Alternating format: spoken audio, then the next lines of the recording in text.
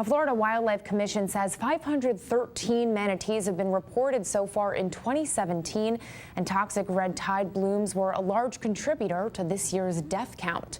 SNN's Samantha Sonner has the details. From about September 2016 to February 2017, red tide was a large presence in southwest Florida.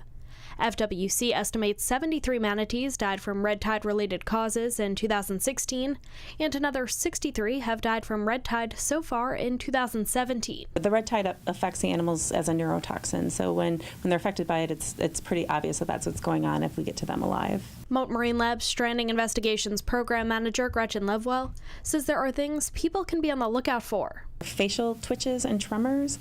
The animals will just seem disoriented in the water because it's a neurotoxin. So you'll sometimes see barrel rolling, or you'll see like whole body seizures, or sometimes they'll almost like a banana pose where their head and tails will come up out of the water at the same time. Lovewell encourages anyone who sees a manatee sick or in distress to call a stranding hotline. If we can get to them in time, we can save them, but because it's a neurotoxin, sometimes the animals will drown due to their inability to figure out which way is up and surface to breathe. According to FWC, there is a red tide presence south of Charlotte County, but Lovewell says it's unclear if that will spread or travel north. Nature being what it is, we can't always predict that. Fortunately, many of the manatees are working their way to their warm water sites, so that might actually give them a little bit of respite from the red tide. Right now, they're on high alert for cold stress animals. So some of the things that we look for cold stress animals are white lesions around their face and around their tails. So there's a few things that we're kind of on high alert for our local animals right now.